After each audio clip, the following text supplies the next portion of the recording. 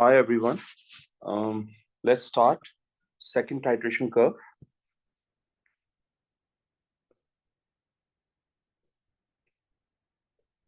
In the last lecture, हम लोगों ने weak acid और strong alkali titration curve discuss किया था. आज हम weak alkali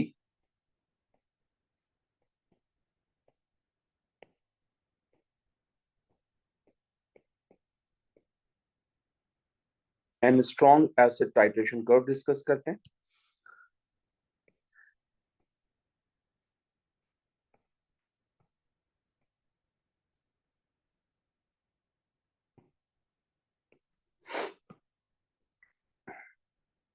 इस titration curve को execute करने के लिए we need to discuss or we need to decide some sort of data. क्योंकि हम strong acid use कर रहे हैं इसलिए हम इस titration curve के लिए strong acid HCl ले लेंगे.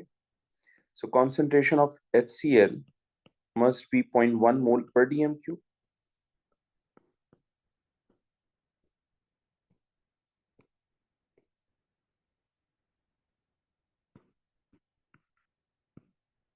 वॉल्यूम ऑफ HCl हमने पिपेट आउट किया था या पिपेट से मेजर किया था. एंड ऑब्वियसली पिपेट को हम सबसे पहले डिस्टिल वाटर से वॉश करेंगे और फिर इस HCl के सॉल्यूशन से रिंस भी करेंगे, राइट. सो लेट्स सपोज हमने 20.0 cm3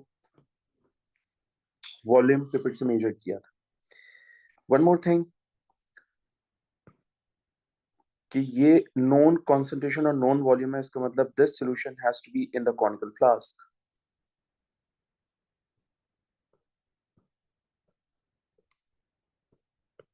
ओके.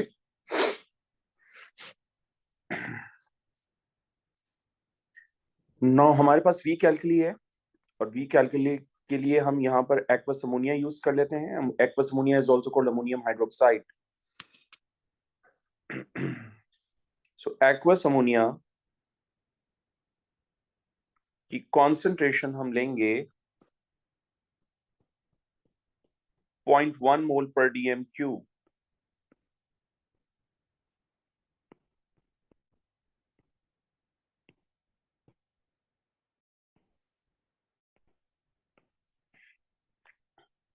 क्योंकि एक्वस अमोनिया वीक है इसलिए बेस डिसोसिएशन कांस्टेंट लेंगे which is Kb of aqueous ammonia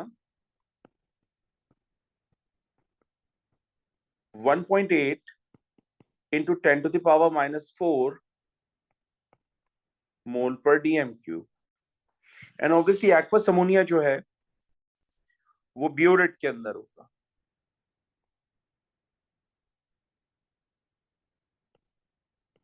ठीक है. जब भी टाइट्रेशन होती है एसिड और एल्कली की तो आपको एक परमानेंट कलर चेंज मिलता है. उस परमानेंट कलर चेंज को हम एंड पॉइंट कहते हैं. उस एंड पॉइंट का वॉल्यूम आप ब्यूरेट से नोट डाउन करते हो. सो टेक्निकली मुझे यहां पर वॉल्यूम ऑफ एंड पॉइंट यानी volume of aqueous ammonia find out करना होगा.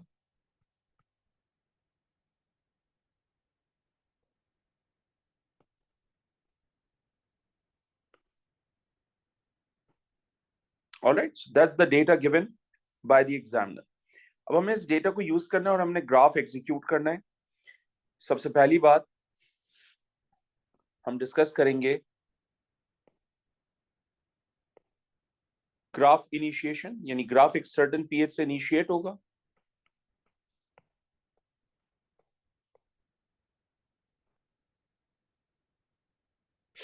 क्योंकि स्ट्रॉन्ग एसिड HCl है सो हम सब जानते हैं कि HCl फुली डिसोसिएट होगा into H positive ions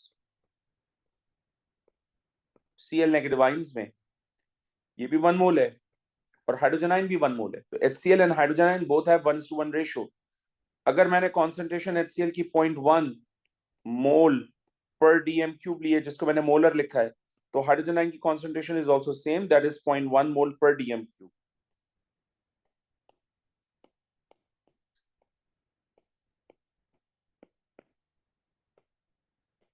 molar कहें या मोल पर dm3 कहें, it doesn't make any difference. अगर मुझे कॉन्सेंट्रेशन ऑफ हाइड्रोजन आयन मालूम हो गया तो इसका मतलब मैं इस हाइड्रोजन आयन की कॉन्सेंट्रेशन के थ्रू HCl की pH फाइंड आउट कर सकता हूं. by using this expression. इस एक्सप्रेशन के अंदर अब मैं 0.1 मोल पर डीएम क्यूब प्लग इन करता हूं और यहां से मुझे पीएच की वैल्यू मिल जाएगी which is 1 and that indicates कि ग्राफ इनिशिएट होगा पीएच 1 से and that will give you 1 mark in the paper. Obviously अगर मैंने ग्राफ इनिशिएट किया है एक सर्टेन पीएच से तो ग्राफ जब टर्मिनेट होगा तो एक सर्टेन पीएच के ऊपर टर्मिनेट होगा. तो अब next stage is graph termination and for that हम यहां पर एक्वस अमोनिया को यूज करेंगे यानी इन दोनों वैल्यूज को यूज करेंगे. तो next stage is graph termination.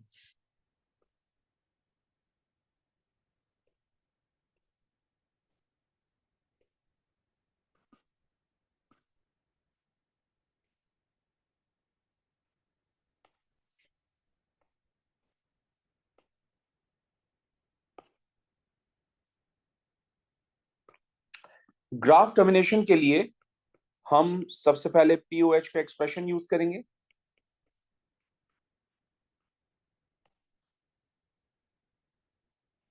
POH में है base dissociation constant and concentration of base. और बेस को हम इस तरह से लिखते हैं, ठीक है, वीक बेस को. हमें केबी की वैल्यू गिवन है, हमें बेस की कंसंट्रेशन गिवन है, हम दोनों को प्लग इन करते हैं इस फॉर्मूले में. ये हो जाएगा 1.8 into 10⁻⁻⁴ into concentration of base is 1.1 यानी अमोनिया की कॉन्सेंट्रेशन हमने 0.1 लिया हुआ था. तो यहां से पीओएच की value let me calculate. POH की value guys is going to be 2.4 and obviously मुझे पीएच की वैल्यू फाइंड आउट करनी है तो मैं एक्सप्रेशन यूज करूंगा pH plus pOH equals to 14. तो अगर मैं 14 से सब्ट्रैक्ट कर दूंगा तो मुझे पीएच की वैल्यू मिल जाएगी विच इज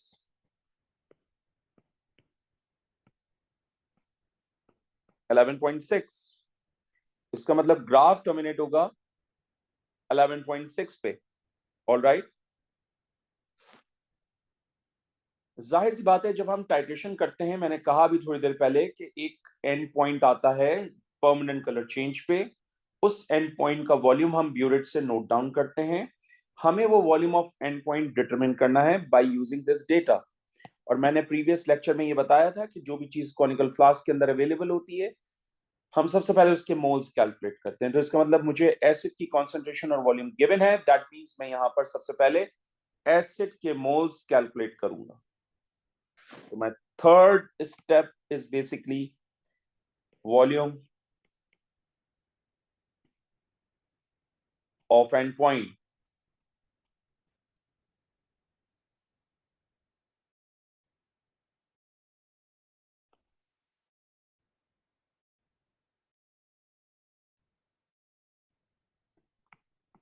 मुझे सिर्फ इसका मतलब ये हुआ कि 1000 cm क्यूब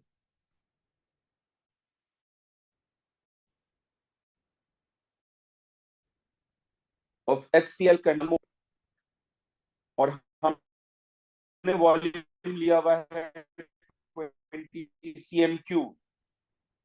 तो अगर 20 cm ऑफ HCl यूज कर रहे हैं हम तो ऑब्वियसली वॉल्यूम हमारे मोल्स हमारे पास हो जाएंगे HCl के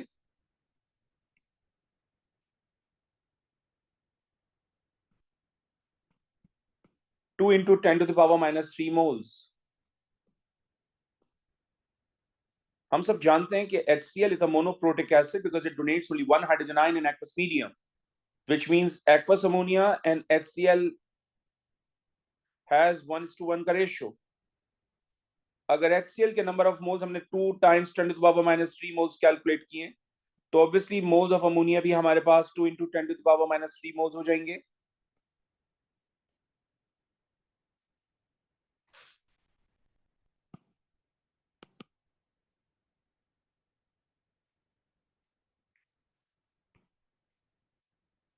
जो डेटा हमें गिवन है उसमें कॉन्सेंट्रेशन ऑफ अमोनिया गिवन थी 0.1 मोल पर डीएम क्यूब.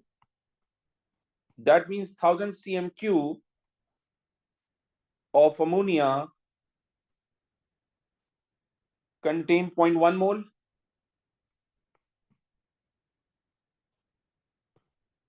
हमारे पास मोल्स हैं 2 × 10⁻³ तो volume of ammonia is going to be 20 cm3. All right, so that will give you third mark in the paper. अच्छा, बहुत सारे बच्चे ये भी कहते हैं कि सर क्योंकि कॉन्सेंट्रेशन सेम थी तो वॉल्यूम भी सेम ही आना था, जो बात बिल्कुल ठीक है अपनी जगह पे, लेकिन ये डेटा मैंने प्रोवाइड किया है तो इसलिए आपको वॉल्यूम सेम मिल रहा है, लेकिन जब क्वेश्चन होगा तो क्वेश्चन में कॉन्सेंट्रेशन भी डिफरेंट होगी एंड ऑब्वियसली ये वॉल्यूम भी डिफरेंट मिलेगा आपको. वन मोर थिंग, सबसे इंपॉर्टेंट चीज क्या होगी उस सिनेरियो में? उस सिनेरियो में सबसे इंपॉर्टेंट चीज होगी स्टेप्स का ऑर्डर. मैंने कहा जो चीज कॉनिकल फ्लास्क में है सबसे पहले आप उसके मोल्स कैलकुलेट करेंगे, विच इज व्हाई मैंने सबसे पहले HCl के मोल्स कैलकुलेट किए. HCl के मोल्स के थ्रू मैंने moles of ammonia find out किए एंड देन मैंने volume of ammonia find out किया. एक मिनट के लिए मान लेते हैं कि जनाब इस कॉनिकल फ्लास्क के अंदर एक्वस अमोनिया था, तो मैं सबसे पहले एक्वस अमोनिया के मोल्स कैलकुलेट करूंगा, उसके थ्रू मैं मोल्स ऑफ HCl निकालूंगा और मोल्स ऑफ HCl के थ्रू फिर मैं वॉल्यूम ऑफ HCl निकालूंगा. तो ये रिवर्स भी हो सकता है और ये रिवर्स सिचुएशन भी आपको मिलेगी पेपर के अंदर. सो मेक श्योर कि क्वेश्चन बहुत केयरफुली रीड करें आप. ओके, जाहिर सी बात है मुझे ग्राफ एग्जीक्यूट करना है और ग्राफ के अंदर एक बहुत ही स्पेशल पॉइंट होता है जिसको हम कहते हैं vertical section of the graph. वो किस पीएच रेंज के अंदर एग्जिस्ट करेगा और मुझे कैसे पता चलेगा, उसके लिए हम कुछ कैलकुलेशन करते हैं. और हमने प्रीवियस लेक्चर में बताया था कि जब भी आपको vertical section of the graph की कैलकुलेशन करनी होती है आप हमेशा 1 drop before the end point और 1 drop after the end point की कैलकुलेशन करेंगे. सो vertical section of the graph की कैलकुलेशन करते हैं.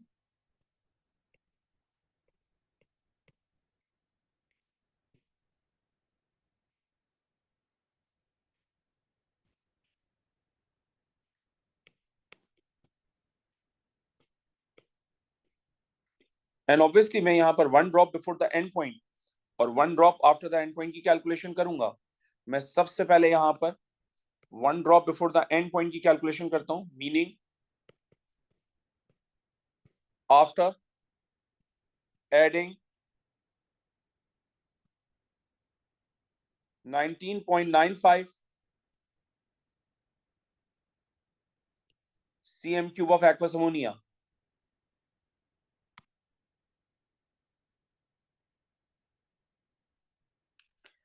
अमोनिया की कॉन्सेंट्रेशन गिवन है, अमोनिया का वॉल्यूम गिवन है, इसका मतलब मैं सबसे पहले अमोनिया के मोल्स कैलकुलेट कर सकता हूं.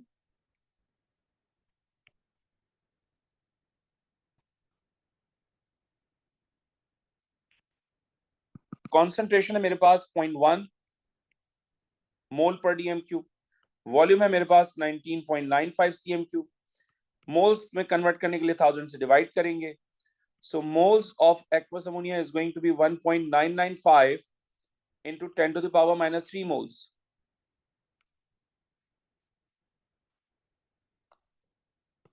सेकेंड स्टेप में ammonia and HCl are reacting together, converting into ammonium ions and chloride ions. मैंने आपको अल्कलाइन बफर पढ़ाया था और मैंने अल्कलाइन बफर में ये कहा था कि अमोनिया जो है वो वीक बेस है जबकि अमोनियम आयन जो है वो सॉल्ट ऑफ वीक बेस है. तो आज भी अमोनिया वीक बेस है और अमोनियम आयन को हम सॉल्ट कंसिडर करेंगे, ये बात ध्यान में रखिएगा. ठीक है, obviously we need to find out the initial moles.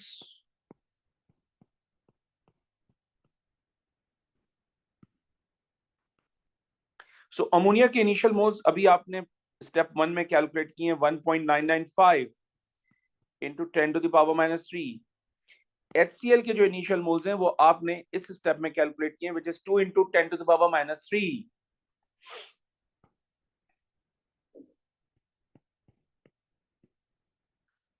Reaction start नहीं हुआ, प्रोडक्ट फॉर्म नहीं हुए, इसलिए प्रोडक्ट को हम 0 लेंगे.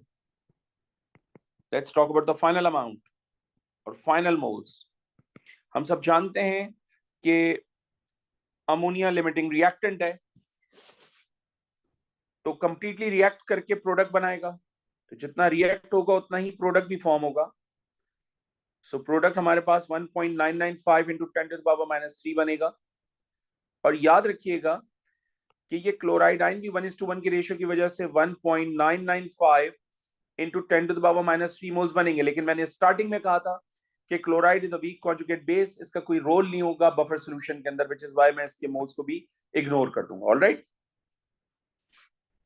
इनिशियल अमाउंट हमारे पास है 2 इंटू 10⁻³ उसमें से रिएक्ट हो गया है 1.995 into 10⁻³ so the remaining amount would be 5 into 10⁻⁻6 moles। जब फाइनल अमाउंट आ जाएगा आपके पास तो आप ये डिसाइड करेंगे कि बफर बना है या नहीं। मैंने पहले भी कहा है कि डिसाइड करने का तरीका ये होता है कि जो फाइनल अमाउंट आपके पास आया है वो HCl का है, और HCl is a strong acid, और स्ट्रॉन्ग एसिड का बफर कभी भी नहीं बनता, बफर हमेशा वीक एसिड का बनता है। सही है, तो इसका मतलब यहाँ पर बफर सोल्यूशन तो एग्जिस्ट नहीं कर रहा, और वो इसलिए भी एग्जिस्ट नहीं कर रहा क्योंकि वीक बेस यहाँ से एलिमिनेट हो गया पूरा का पूरा।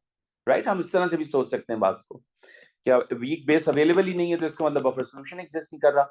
इस तरह से सोच लो, या इस तरह से सोच लो कि यार जो फाइनल अमाउंट है वो स्ट्रॉन्ग एसिड का है और क्योंकि फाइनल अमाउंट स्ट्रॉन्ग एसिड का, स्ट्रॉन्ग एसिड का बफर नहीं बनता, इसका मतलब यहाँ पर बफर सोल्यूशन एग्जिस्ट नहीं कर रहा।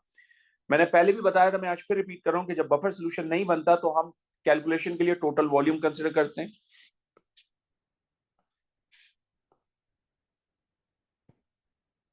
सो हम यहाँ लिख देते हैं कि नो बफर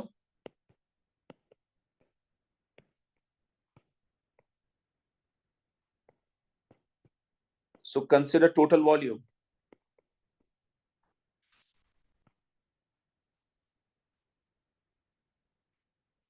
इस स्टेज पे 20 cm³ आपने HCl कॉनिकल फ्लास्क में लिया था, और इस स्टेज पे आपने 19.95 cm³ ब्यूरेट से कॉनिकल फ्लास्क में प्लेस कर दिया है। तो इस स्टेज के ऊपर total volume of the solution होगा 39.95 cm³।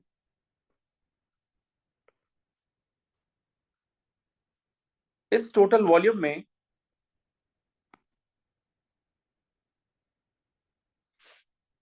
आपके पास HCl के मोल्स होंगे 5 इंटू 10⁻⁻6 मोल्स,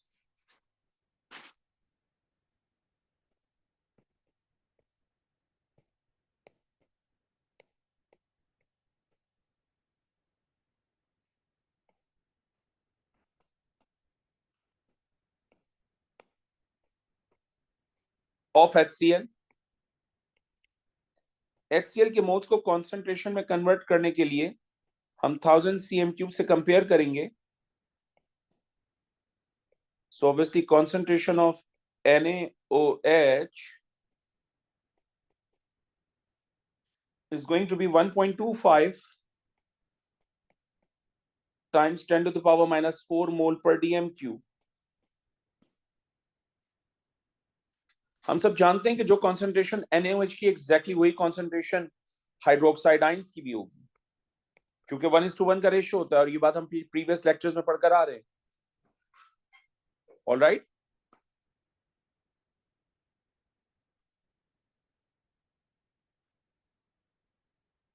तो हमें कॉन्सेंट्रेशन ऑफ हाइड्रोक्साइड आयन मालूम है, हम इस एक्सप्रेशन को यूज करेंगे।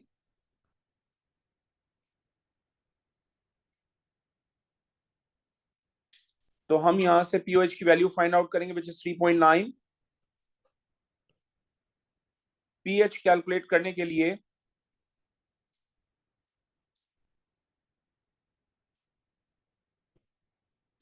हम एक्सप्रेशन यूज करेंगे pH plus pOH equals to 14।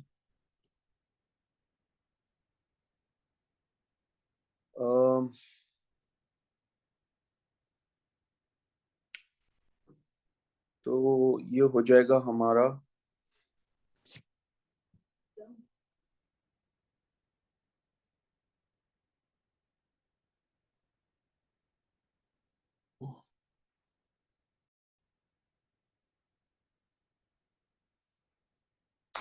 oh so that's a very silly mistake guys.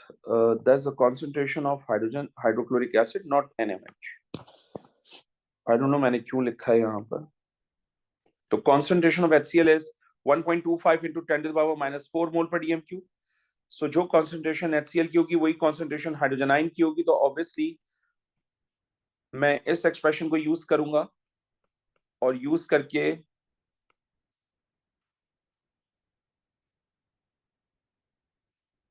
pH की वैल्यू को कैलकुलेट करूंगा which is 1.25 times 10 to the power -4. So pH is going to be 3.9. All right. So graph का जो vertical section है technically वो 3.9 से start होगा. All right. अब 1 drop after the end point की कैलकुलेशन करेंगे.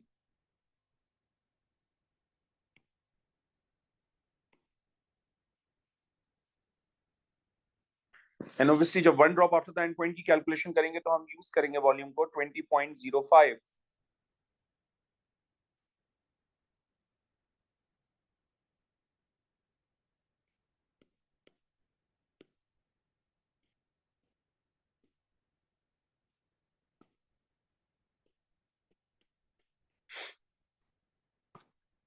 So after adding 20.05 cm cube of ammonia, सबसे पहले मोल्स ऑफ अमोनिया कैलकुलेट करते हैं.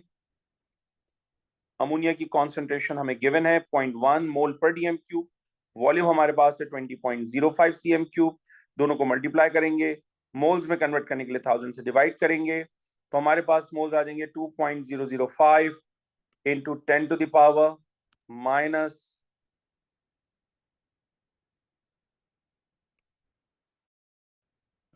moles. And obviously reaction takes place between ammonia and HCl.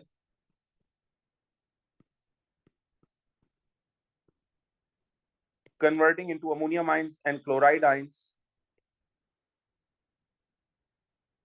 मैं पहले भी कह चुका हूं कि बफर सॉल्यूशन के अंदर क्लोराइड का कोई एक्टिव रोल नहीं होता बिकॉज ये वीक कॉन्जुगेट बेस होते हैं. ये बीकर के अंदर एज इट इज एग्जिस्ट करेंगे. सो हम इन टेक्निकली इनको इग्नोर कर देंगे ड्यूरिंग द कैलकुलेशन. ओके. तो सबसे पहले हमारे पास है इनिशियल अमाउंट और इनिशियल मोल्स. अमोनिया के इनिशियल मोल्स हैं हमारे पास 2.005 into 10 to the power -3 moles. HCl के इनिशियल मोल्स हमने स्टेप 3 में कैलकुलेट किए थे 2 into 10 to the power -3 moles. Product form नहीं होंगी इनिशियल स्टेज के ऊपर इसलिए 0. आपने दोनों को मिक्स किया, रिएक्शन हुआ, रिएक्शन होगा तो प्रोडक्ट बनेगी. जब प्रोडक्ट बनेगी तो फिर हमें फाइनल मोल्स डिटरमिन करने पड़ेंगे. लेट्स फाइंड आउट कि फाइनल मोल्स कितने हैं. This time HCl limiting reactant है, फुली रिएक्ट होगा और जितना रिएक्ट होगा उतना ही प्रोडक्ट भी बनाएगा. राइट. अगर इनिशियल अमाउंट हमारे पास था 2.005 इंटू 10 टू द पावर -3 और उसमें से रिएक्ट हो गए हैं 2 into 10 to the power -3 moles. So obviously the remaining amount would be 5 into 10 to the power -6 moles, right? अब ये जो फाइनल अमाउंट हमारे पास आया है ये इस वीक बेस का है और ये जो फाइनल अमाउंट हमें गिवन है ये सॉल्ट ऑफ वीक बेस का. इसका मतलब at this point buffer solution exist कर रहा है. तो जब बफर सॉल्यूशन एग्जिस्ट करेगा तो ऑब्वियसली मैं टोटल वॉल्यूम कंसीडर नहीं करूंगा. आई रिपीट, ये फाइनल अमाउंट इस वीक बेस का है, ये final amount salt of weak base का है. इसका मतलब बफर सॉल्यूशन एग्जिस्ट कर रहा है. So in order to calculate the pH value हम सबसे पहले पीकेबी की वैल्यू फाइंड आउट करेंगे.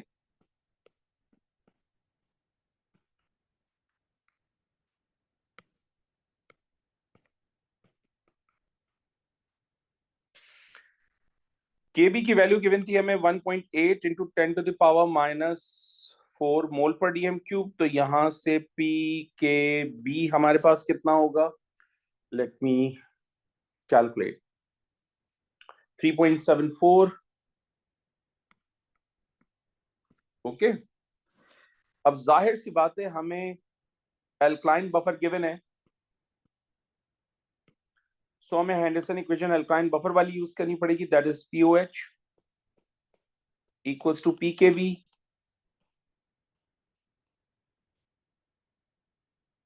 minus log concentration of base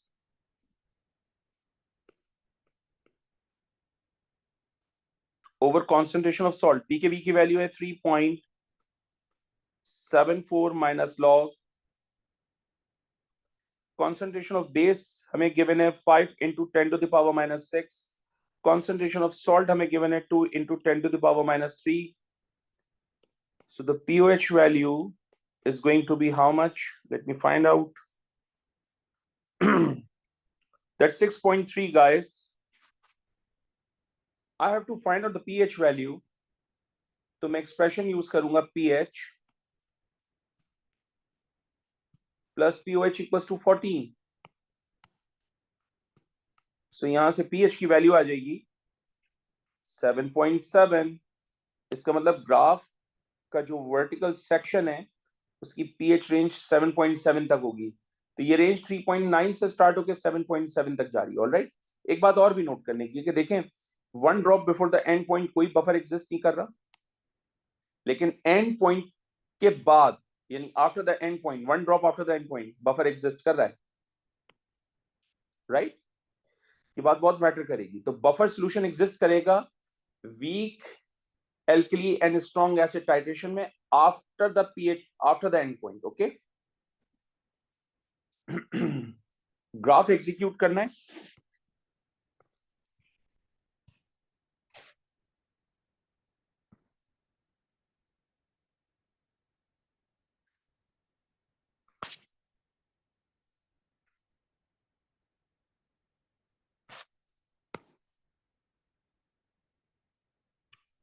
ये हमारा 5 cm क्यूब है. 10, 15, 20, 25, 30, 35 and 40. So basically ये वॉल्यूम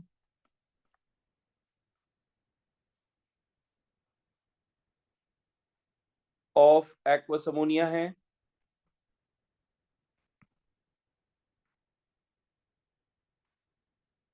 इन cm क्यूब. y एक्सिस के ऊपर pH रखते हैं. This is 1, 2, 3, 4, 5, 6, 7, 8, 9, 10, 11, 12, 13, 14. ओके, तो चले 1, 2, 3, 4, 5, 6, 7, 8, 9, 10, 11, 12, 13 and this one is 14. ये हमारी pH की वैल्यू आ गई.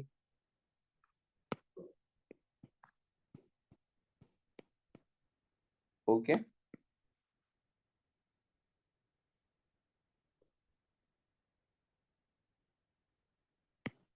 ठीक है जी. ओके, तो सबसे पहली बात,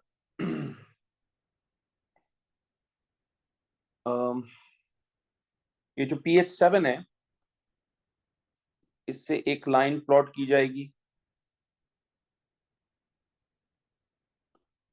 और ये जो 20 cm की वॉल्यूम ऑफ एंड पॉइंट है इससे भी एक लाइन प्लॉट की जाएगी. सो टेक्निकली इस पॉइंट के ऊपर आप एक डॉट लगाएंगे, सही है, ताकि vertical section of the graph आप बनाएं यहां से. ठीक, तो ये आपका पॉइंट आ गया वर्टिकल सेक्शन ऑफ ग्राफ का. अच्छा जी, आपका जो vertical section of the graph है उसकी पीएच रेंज है 3.9 से लेकर 7 पॉइंट समथिंग तक. राइट, सो टेक्निकली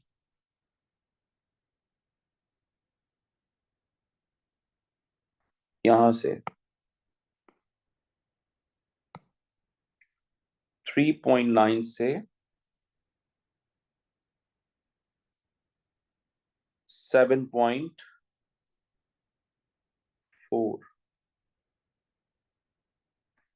ये आ गई जनाब आपके पास vertical section of the graph 3.9 से लेकर 7.4 तक. ठीक है, so this gives you 1 mark in the paper. ये जो आपके पास डॉटेड लाइन होती है, that volume of end point की, that will give you second mark in the paper. Okay,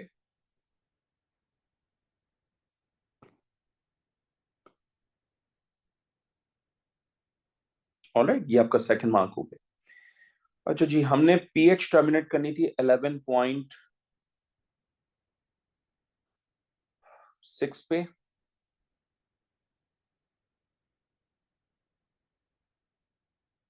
ये हो गई हमारी pH terminate 11.6 somewhere here.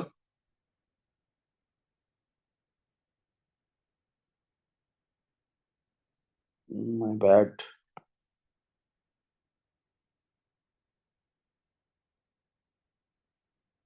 Yes, make sense.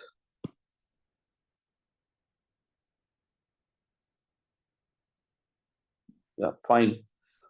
और हमने ये पीएच स्टार्ट करी थी 1 से, आई मीन ग्राफ स्टार्ट किया था 1 से. सो ये आ गया हमारा 1. My bad, not an accurate thing. ठीक है, ओके. सो अगर आप नोट करें, हम यहां से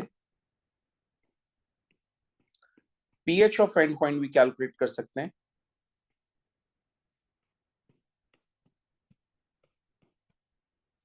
हमारा जो ग्राफ की वर्टिकल सेक्शन की रेंज थी वो 3.9 से स्टार्ट होकर 7.4 तक जा रही थी. इन दोनों को ऐड करेंगे, डिवाइड बाय 2 करेंगे, सो हमें पीएच ऑफ एंड पॉइंट पता चल जाएगा. And pH of end point guys हमारे पास होगा 5.8. सो अगर आप नोट करें, पीएच ऑफ एंड पॉइंट जो है वो मेरे पास एसिडिक आ रही है, राइट, यानी लोअर देन पीएच 7 आ रही है. तो भाई पीएच 7 एसिडिक क्यों आ रही है, सबसे अहम बात. तो उसको यहां पर मैंने हाईलाइट भी किया हुआ है, अगर आप नोट करें तो. देखिए, पीएच 7 से 1 यूनिट अबव पीएच 7 रखना है और 3 यूनिट्स बिलो पीएच 7 रखना है, so that the mean of this vertical section has to be in acidic range, because the pH of endpoint is acidic. Why the pH of endpoint is acidic? Because the salt solution is acidic. तो ये भी ध्यान में रखते हैं.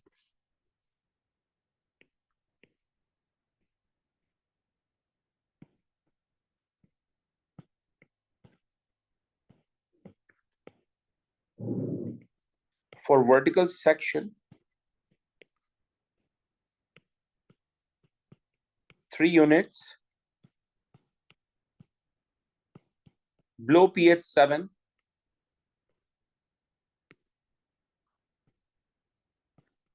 and 1 unit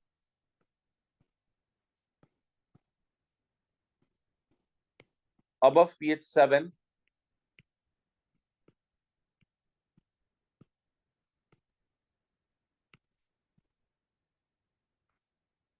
so that the mean of vertical section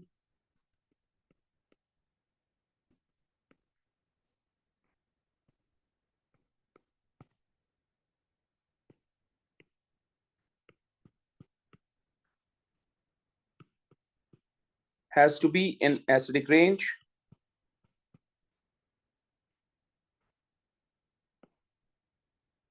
because the pH of endpoint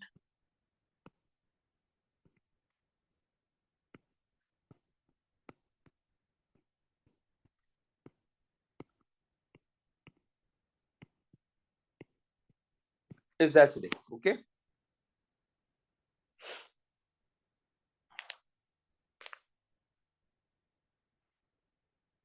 तो याद रखिएगा कि अगर volume of ammonia X excess के ऊपर गिवन है, इसका मतलब अमोनिया ब्यूरेट के अंदर है. और क्योंकि अमोनिया ब्यूरेट के अंदर है, इसका मतलब HCl कॉनिकल फ्लास्क में है. और अगर HCl कॉनिकल फ्लास्क में है तो मैं सबसे पहले HCl के मोल्स निकालूंगा, उससे अमोनिया के मोल्स आएंगे, एंड देन अमोनिया का वॉल्यूम है. ये ग्राफ एग्जामिनर फ्लिप भी कर सकते हैं, और फ्लिप कैसे करेंगे ये भी देख लेते हैं. लेट मी रेज समथिंग और फिर फ्लिपिंग देखते हैं.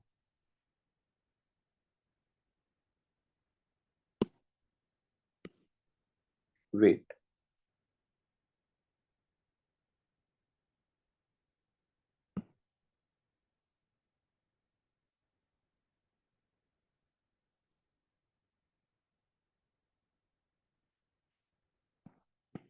Let me copy this sketch.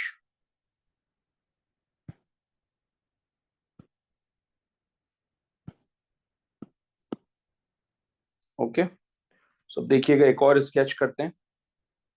तो स्केच हमारे पास सेम है, but instead of volume of aqueous ammonia मैं यहां पर वॉल्यूम ऑफ HCl ले लेता हूं। तो अगर मैं यहाँ वॉल्यूम ऑफ HCl ले रहा हूँ एक्स एक्सिस पे, इसका मतलब HCl जो है वो ब्यूरेट में है और अमोनिया जो है वो अब कॉनिकल फ्लास्क में हो गया। तो जब अमोनिया कॉनिकल फ्लास्क में हो जाएगा तो ऑब्वियसली ग्राफ फ्लिप हो जाएगा।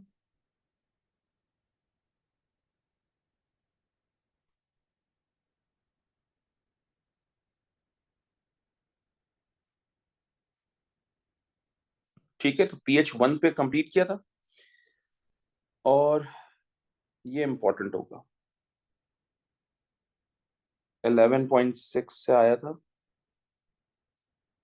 ये। No no no no no, wait wait wait,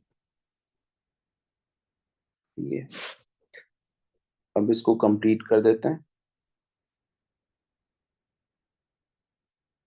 इस तरह से। ठीक है, ये शेप बहुत मैटर करेगी। This shape is extremely important from examiner perspective. ठीक है, तो ये शेप इसी तरह से बनेगी, यानी ये पहले डिक्रीज होगा, कांस्टेंट होगा और फिर ये इस तरह से शिफ्ट होगा। ठीक है, बिकॉज फ्लिप कर दिया हमने ये पूरा, और ये एज इट इज रहेगा vertical section of the graph, यानी 3 units below pH 7 and 1 unit above pH 7, so that the mean of this has to be in acidic range। अच्छा जी, ये हमने शिफ्ट क्यों किया इस तरह से, डिक्रीज क्यों किया और फिर उसके बाद कांस्टेंट एंड देन फिर ड्रॉप हो गया, क्यों? क्योंकि हम जानते हैं कि इस जगह के ऊपर बफर सोल्यूशन एग्जिस्ट कर रहा है, क्योंकि buffer solution after the end point exist कर रहा था, अगर आपको याद हो। तो इसका मार्क होगा, इसकी शेप को आप चेंज नहीं करेंगे, बिल्कुल इसी तरह से रखेंगे। So buffer solution exists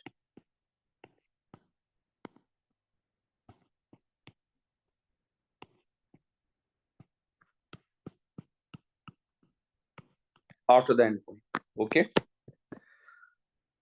So that's the end of this titration curve. I hope it makes sense to you. I hope you get the point. Logic, shape पे कोई compromise नहीं करना, इसी तरह से रखनी है हर चीज।